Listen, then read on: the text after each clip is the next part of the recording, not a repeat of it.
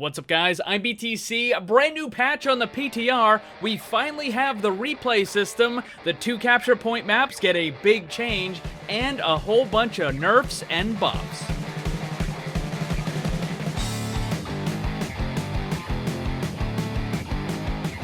Some really big changes, let's get to it. First thing, brand new feature, replay. Now we saw this a little while ago with the Overwatch World Cup. We tried it out then. I thought it worked amazingly well back when they first had it put out there, and now it is on the PTR. Previously, it was its own separate client, but now the replay feature will be built within the Overwatch client itself. So that's really cool. Now, the way this works is it saves the last 10 games that you've played, and when you play that 11th, the first one gets erased and then overwritten.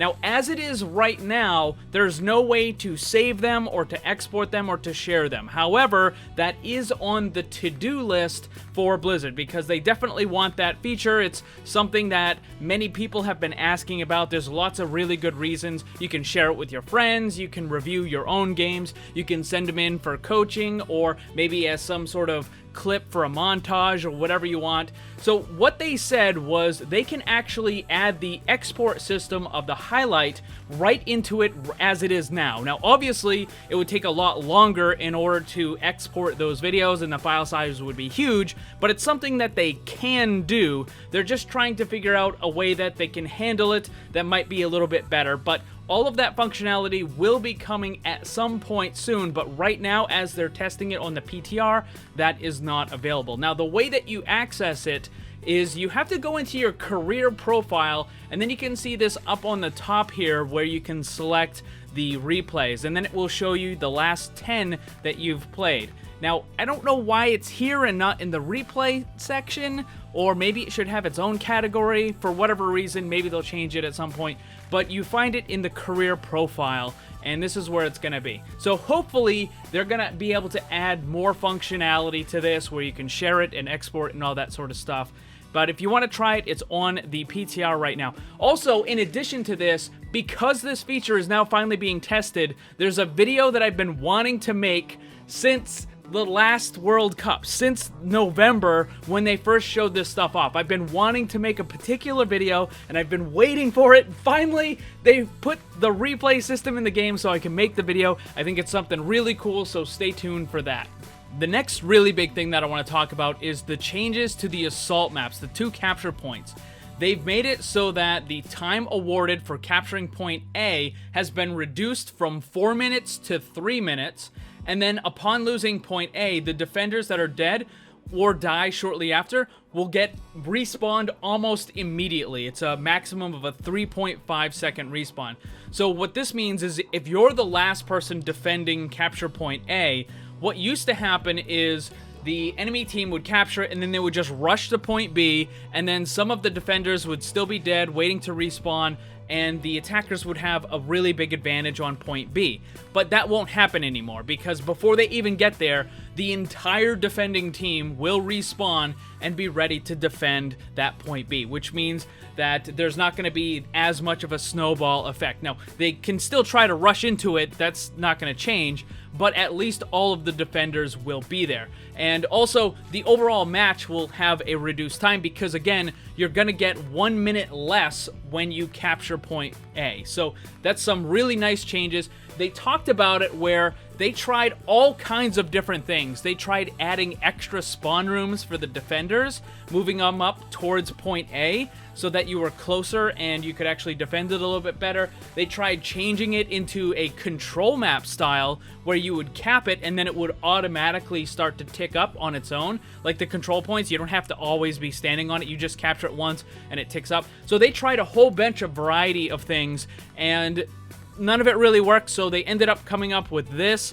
as a way to try to fix some of the issues with it. Now, it's not going to be perfect, but I definitely think that some of these changes are going to be really good and make the assault maps a little bit better.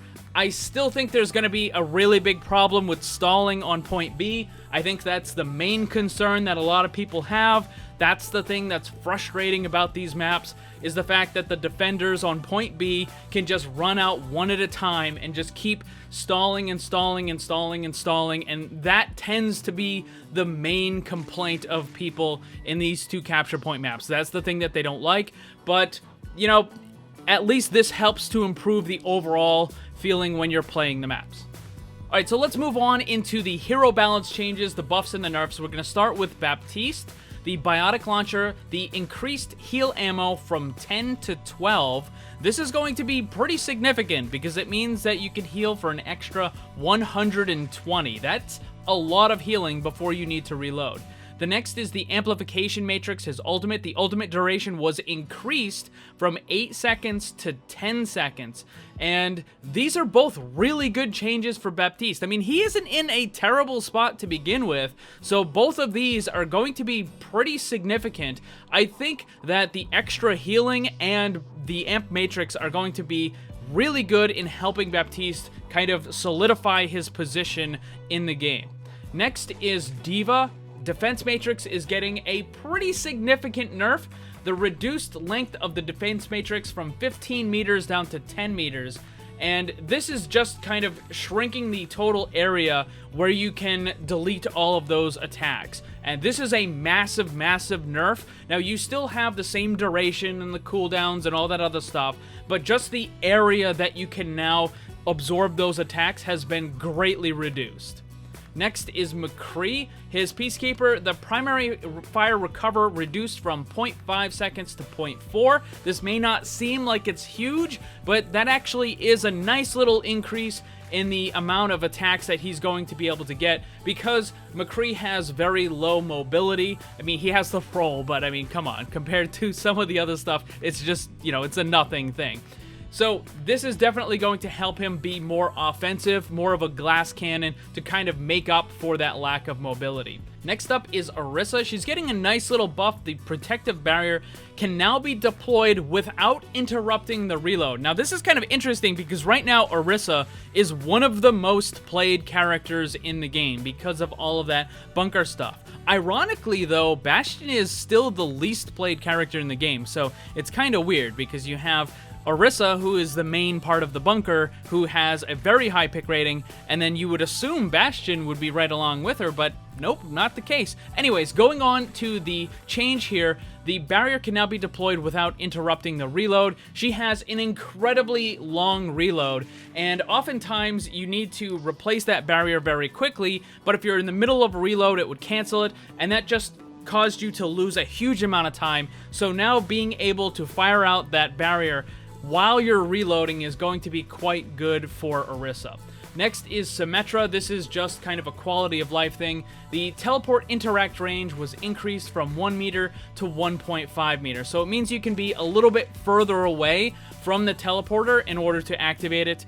This is, again, more of a quality of life thing than anything. I mean, I guess it could also be considered a very minor buff because if you're trying to use it to escape, it means you don't have to be quite as close. But, I mean, overall, this isn't going to have too much of a change. Again, quality of life. Torbjorn is getting a nerf. I don't know why. He's not really all that good of a character. He's better than what he was before, and I've talked about this in previous videos. He's better than what he was before, but he's still not really fully viable as a character, and he still has an incredibly low pick rate. So I don't know why they're nerfing a character that almost nobody is playing. So his secondary fire damage per pellet reduced from 12.5 to 10.5, which means he now only does 105 damage per shot. This is for the right click. And they said that the combined output of his secondary fire with the overload ability was too high given his increased survivability.